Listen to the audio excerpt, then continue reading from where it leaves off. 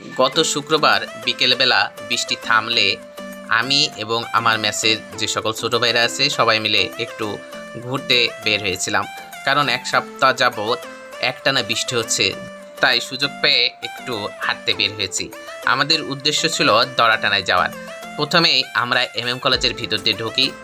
কলেজে ঢুকেই প্রথমে চোখে বাঁধলো এক জোড়া কাপড়, যেটা দেখে খুবই ভালো লাগলো যে প্রেমিক প্রেমিকা হলে এমনই হতে হয়, হাত ধরে সারা জীবন পাশে থাকতে হয়। তারপরে চলে আসলাম কলেজের কলা ভবনের সামনে। এসেই চেতনায় চিরঞ্জীবীর এখানে দাঁড়ালাম।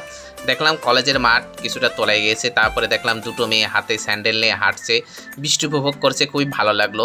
আশাদলের সামনে যে পুকুরটা, এখানে এসে দেখি সবাই স্নান করছে। আমিও এখানে অনেকবার স্নান করেছি ফুটবল খেলা শেষে। এটা দেখে খুবই ভালো লাগলো, তাই একটু ভিডিও করলাম। তারপরে আমরা পৌর হকার মার্কেট হয়ে পৌরসভার সামনে দিয়ে চলে যাব দড়াটানায়। তাই পৌর পার্কের সামনে যখন এসেছি তখন একটু তো পৌর পার্কের ভিতরে ঢুকবই।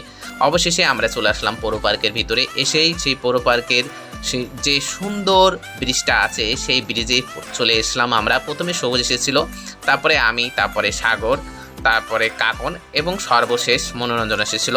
এখানে এসে খুব ভালোই লাগছিল, চারিপাশটা নিস্তব্ধতা এবং বৃষ্টি হয়ে সব কিছু পরিষ্কার পরিচ্ছন্ন হয়ে গেছে। অনেকক্ষণ বৃষ্টি হওয়ার পরে যখন বৃষ্টি থামে তখন কিন্তু চারপাশের দৃশ্যটা দেখার মতো। তারপরে মনোরঞ্জনকে আমি বলেছিলাম, ভাইটি আমার একটি ভিডিও করে দাও। আমি দাঁড়িয়ে আছি এবং মনোরঞ্জন এখন ভিডিও করছে। সামনেও পুকুর, পিছনেও পুকুর, মাঝখানে যে ব্রিজ, একটা নান্দনিক শিল্প ফুটে উঠেছে, যা খুবই ভালো লাগছিল। তারপরে এখানে কিছুক্ষণ থাকার পর আমরা বললাম, চল আমরা এবার দড়াটানায় যাই। দড়াটানার উদ্দেশ্যে যখন রওনা হব তখন হাঁটা শুরু করেছি পুকুরের পাড়ে। এই পাশে দেখি ছাতির নিচেও প্রেম করছে। জীবন তো এদের।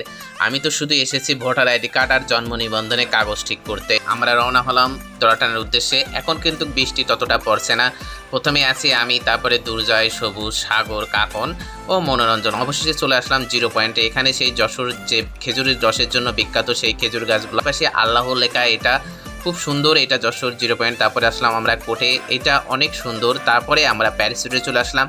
প্যারিস রোডে একটা জিনিস আমার খুবই বিরক্তি লাগে, এই ফুটপাতের দোকান।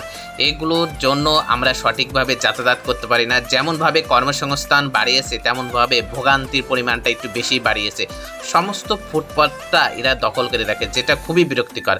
অবশেষে চলে আসলাম দড়াটানা ওয়াটার পার্কে। এখানে এসে আরও সুন্দর লাগছে, কারণ এখানে যখন এসেছি তখন অনেক জোরে বৃষ্টি শুরু হয়ে গেছে। আমি ছাতি মাথায় দিয়ে কিন্তু ভিডিওটা করছি। আমার সাথে আছে সবুজ। সবুজ কিন্তু ওয়াটার পার্ক থেকে ভিজে গিয়েছিল। দোকানের যে ছাইমানা থাকে ওখান থেকে ওর গায়ে অনেক জল পড়ছিল। আমাদের হাঁটতে হাঁটতে কখন যে সন্ধ্যা নেমে গেছে টের পায়নি, চারিপাশে অন্ধকারে ছেয়ে গেছে।